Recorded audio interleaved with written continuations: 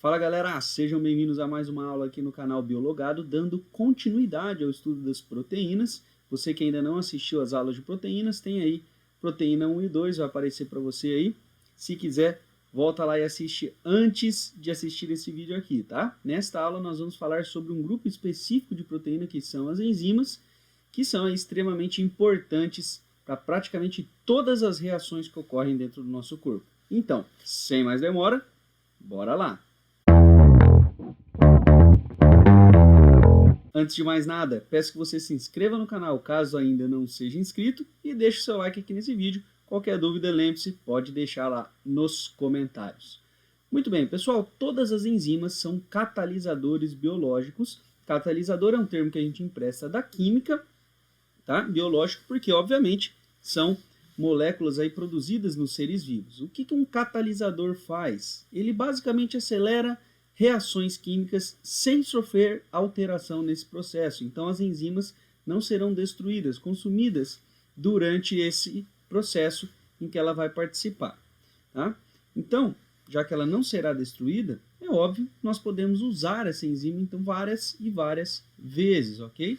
Por isso a quantidade de enzima não precisa necessariamente ser muito grande. Então basicamente esta é a ação de um catalisador, portanto a ação de uma enzima também. Aqui nós temos uma reação bem complexa, que na verdade é composta de várias outras reações, mas é só um modelo para você entender. Tá? Glicose e oxigênio, liberando como produto CO2 e água. Tudo isso será intermediado por diversas e diversas enzimas, e basicamente o que elas vão fazer é isso. Ó, precisaria de uma energia para que aconteça essa reação e, portanto, libere esse produto, né? Ou estes produtos. Com as enzimas, essa necessidade energética diminui bastante. Depois a gente vai entender o porquê isso acontece, fazendo até com que as reações ocorram, então, num tempo mais rápido. Então a gente consegue promover mais reações em menos tempo, beleza? Bom, como é que funciona aí a ação enzimática? Basicamente, pessoal, ela funciona por meio da ligação dessa enzima com o seu respectivo substrato através do sítio ativo. Então aqui nós temos uma enzima com o seu sítio ativo. O que vem a ser esse centro ou sítio ativo?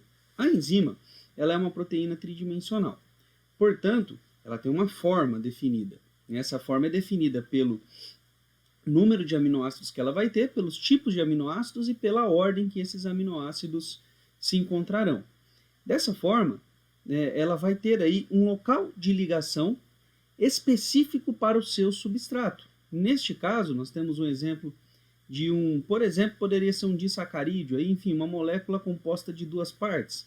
E essas partes estão ligadas. Perceba que esse substrato se encaixa perfeitamente nesse sítio ativo, né? Promovendo, então, esta reação, que nesse caso está quebrando essas duas unidades, liberando, então, ambas como produtos. Tá? Basicamente, essa é a ideia de uma ação enzimática.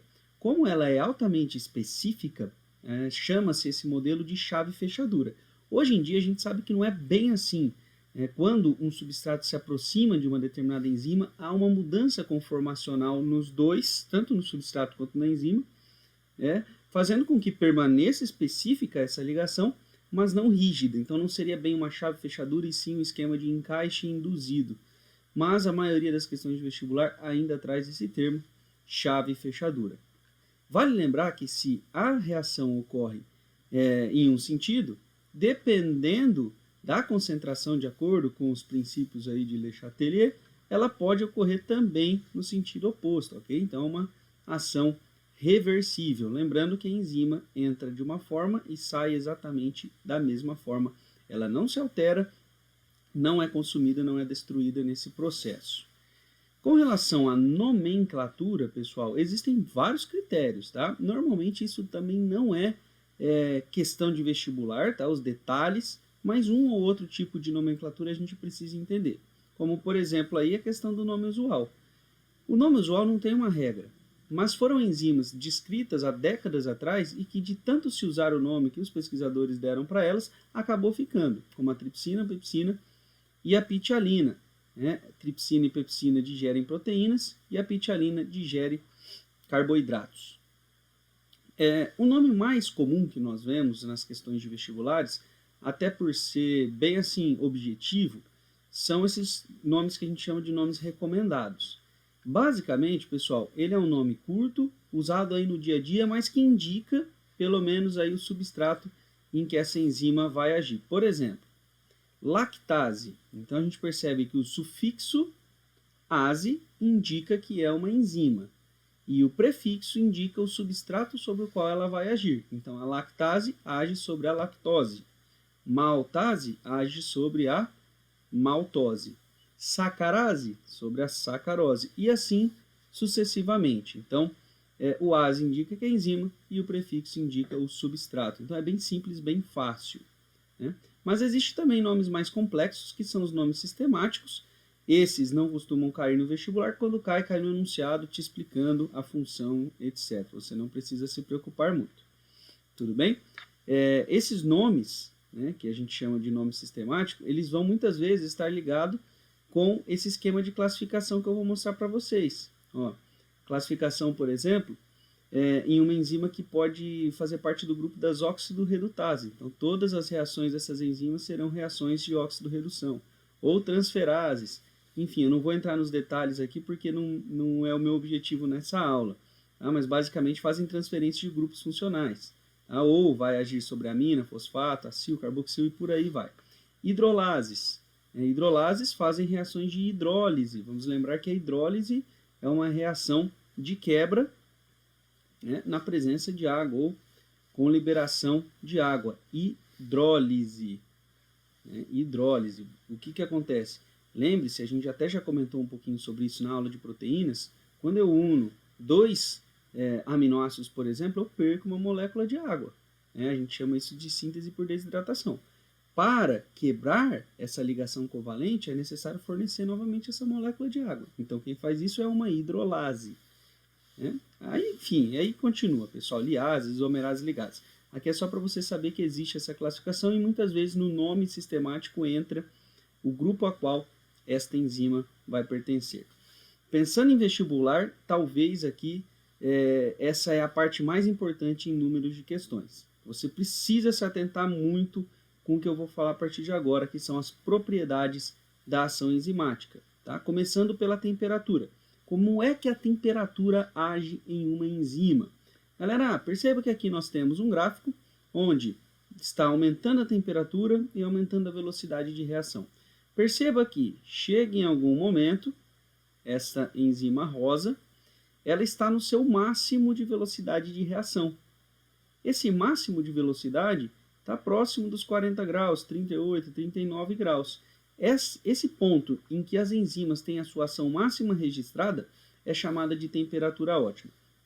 Nesse caso, ele está dizendo que é uma enzima humana, porque essa temperatura é próxima da temperatura no nosso interior. Esta outra enzima verde aqui, pessoal, ela tem sua temperatura ótima muito para frente. Perceba que está tão para frente aqui que ela não pode ser uma enzima humana, porque nenhum humano sobrevive a essa temperatura, mais de 80 graus Celsius. Então, as nossas enzimas não trabalham nessa temperatura. Pelo contrário, quando passa dos 40 graus, existe aquele processo que nós já estudamos nas outras aulas de proteína, que é a desnaturação. As nossas enzimas, as nossas proteínas, desnaturam em temperaturas muito elevadas. Agora, por que existe essa temperatura ótima? Pessoal, basicamente porque uma enzima não é um ser vivo, é uma molécula. Tá? A chance dela encontrar com o substrato aumenta conforme aumenta a temperatura, porque a temperatura aumenta o grau de agitação das moléculas. Então, conforme vai aumentando a temperatura, a chance delas se trombarem com o substrato aumenta. Assim, a velocidade de reação aumenta, porque eu terei mais enzimas encontrando mais substratos. Só que chega um momento que essa temperatura aumenta tanto que desnatura as enzimas, elas passam a ser destruídas, e aí cai, obviamente, até zero aqui. Tá? Então, este ponto de inflexão representa aí a resistência que a nossa enzima vai ter até determinada temperatura. Após isso, ela se desnatura. Muito bem. Outra coisa que interfere bastante na ação das enzimas é a ação do pH. O que é o pH? O pH, pessoal, ele representa a acidez de um ambiente. Então, a quantidade de hidrogênios livres nós temos nesse ambiente. Tá? Um pH baixo significa que eu tenho muito H+ liberado nesse ambiente, é um ambiente ácido. Um pH básico vai estar acima de 7 né, aí eu terei muito OH neste ambiente. Muito bem. Perceba que aqui esse gráfico não é exatamente fidedigno com a realidade, mas aqui nós temos 3 enzimas distintas, todas elas fazem parte do nosso corpo. Essa enzima aqui, perceba que ela é uma enzima, esquece o valor absoluto, porque o pH do estômago ele é um pouco mais ácido que isso, então ele gira em torno de 2. Mas enfim, a ideia é que esta enzima tem um pH ácido, a pepsina. Tá? Então, você pode inferir, baseado nesse gráfico, que se este é o pH ótimo dessa enzima, o pH ótimo dela é o pH em que essa enzima funciona melhor. Tá? Se essa enzima tem um pH ótimo ácido, isso indica que essa enzima está no estômago, no nosso corpo. O ponto mais ácido do nosso corpo é o estômago. Se você der uma olhada aqui na amilase salivar, né, também está um pouquinho deslocado para lá, como eu disse, mas o pH ótimo dela gira em torno de 7 até 8, que é justamente o pH da boca. O pH da boca ele tende a ser um pH neutro ou ligeiramente básico. Isso pode mudar, obviamente, mas a gente considera que é um pH neutro. Então, a ação da enzima que age na boca será, obviamente, com um pH ótimo em torno de 7. E a tripsina, nós temos aqui também um exagero um pouquinho deslocado para a direita, mas a tripsina é uma enzima que age no intestino, que é ligeiramente básico por conta da liberação do bicarbonato de cálcio pelo pâncreas. Então, o que acontece? As enzimas lá, que agem no intestino, tendem a ter um pH ótimo mais básico. Então, através desse gráfico, você consegue ter uma ideia de onde essas enzimas se localizam no nosso corpo. E um outro ponto, e que na minha opinião é o que mais traz confusão, eu vou tentar explicar, eu fiz um esqueminha especial para vocês, é com relação à concentração do substrato, como isto interfere na ação enzimática. Galera, é simples se você entender o que eu estou te dizendo, tá? É óbvio, né? Aí fica simples, mas eu fiz um esquema para facilitar. A ideia básica é a seguinte: conforme aumenta a concentração do substrato em que essa enzima age, aumenta a velocidade de reação. Mas chega um ponto, que a gente chama de ponto de saturação, que essa velocidade permanece constante, não aumenta mais. A ideia aqui é a mesma ideia da temperatura. Conforme aumenta a concentração do substrato, existe mais chance de uma enzima encontrar esse substrato. Só que chega um ponto em que a velocidade permanece constante. Por quê? Esse ponto obviamente, representa o momento em que todas as enzimas já estão trabalhando. Se todas as enzimas já estão trabalhando, não tem como a velocidade aumentar mais. Vamos entender isso de acordo com o esqueminha que eu fiz. Aqui nós temos um monte de enzimas. Nós temos a minha cara. Muito bem, e aqui o substrato em que ela age. Imagine que esta enzima veio agir sobre esse substrato ao acaso, liberando então os seus produtos. E ela levou 1 segundo para fazer isso, ou seja, ela produziu 2 produtos em 1 segundo. Essa é a velocidade de reação dela, 2 produtos em 1 segundo. Se eu tenho agora não um substrato, mas 1, 2, 3, 4, 5 substratos e tenho 5 enzimas, que era o que eu tinha anteriormente, o que vai acontecer? Eu terei 10 substratos produzidos no mesmo 1 segundo. Eu aumentei a quantidade de enzimas trabalhando. Não tem como 2 enzimas agirem sobre o mesmo substrato. E se eu aumento ainda mais? Agora eu tenho 10 substratos. Ué, mas eu continuo tendo 5 enzimas. Eu tenho um limite na minha produção de enzimática.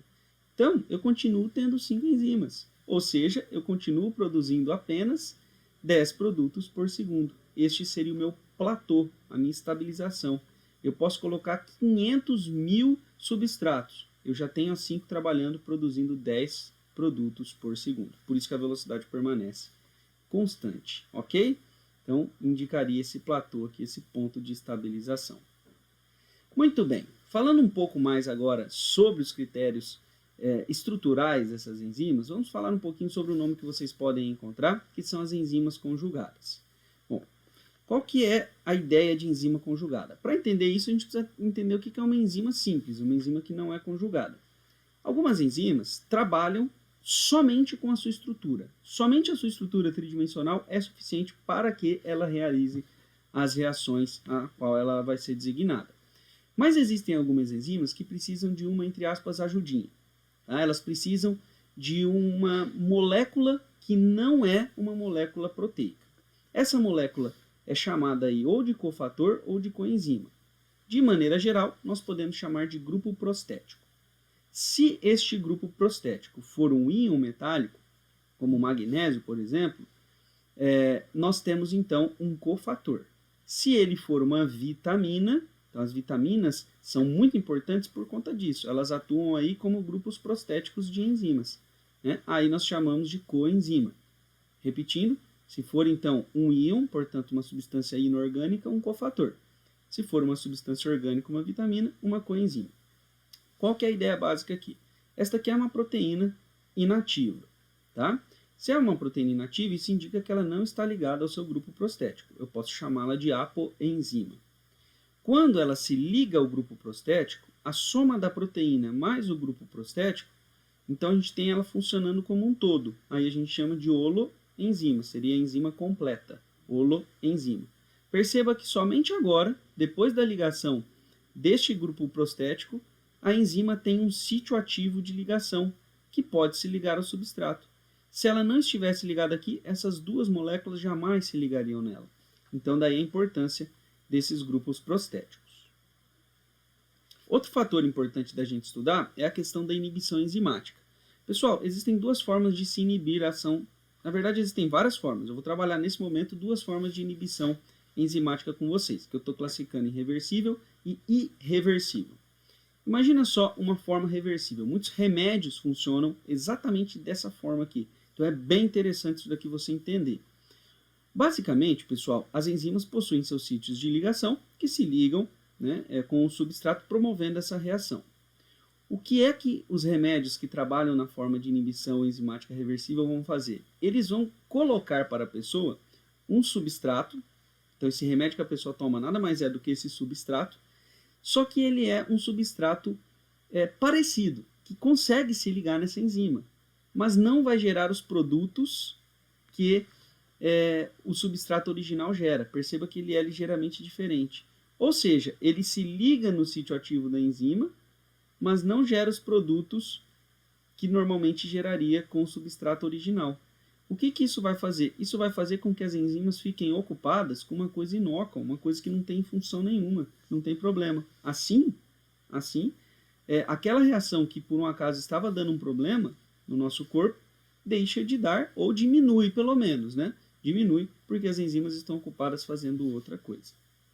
Por isso é reversível. Parou de tomar o inibidor competitivo, você volta a concentrar as suas enzimas no substrato o qual ela agia antes desse inibidor. E existe também a forma irreversível. A forma irreversível, galera, como o nome sugere, não tem mais o que fazer. Uma vez feita, é irreversível. O nome já diz tudo. Alguns envenenamentos, né, têm justamente essa forma de inibição enzimática irreversível. O mais famoso deles é o cianeto, é um gás. Então, o cianeto, pessoal, eu coloquei essa imagem que deve dar uma assustada, mas isso aqui é a última etapa da respiração celular, na cadeia respiratória, quando o elétron fica pulando ali, né, em vários citocromos dentro da mitocôndria. O que acontece, pessoal? Esses citocromos precisam receber esses elétrons, resumidamente, tá? Para que esses elétrons pulando aqui liberem a passagem de hidrogênio e assim, né, produza ATP nessa última etapa da respiração celular. Então, eles precisam continuar pulando. E quem leva eles embora desse processo é justamente o oxigênio, levando eles embora na forma de água. Bom, o que o cianeto vai fazer? O cianeto se liga no citocromo C, que é um dos últimos citocromos aqui nessa cadeia transportadora de elétrons, e se liga permanentemente, impedindo este citocromo de receber novos elétrons. Assim fica todo travado essa cadeia e a produção de ATP na última etapa da respiração celular cessa. Essa pessoa, obviamente, vai continuar respirando, entra ar, sai oxigênio, mas ela não conseguirá produzir ATP, de maneira, então, que essa pessoa vai morrer, né, se a concentração de cianeto for muito grande. Bom, pessoal, é isso que eu queria trazer de enzimas para vocês. Espero que você tenha gostado dessa aula. Se você gostou, deixa o seu like. Se você não gostou, também deixa aí. Qualquer dúvida, você deixa nos comentários, que na medida do possível eu vou respondendo para vocês. Beleza? Um abraço e até a próxima.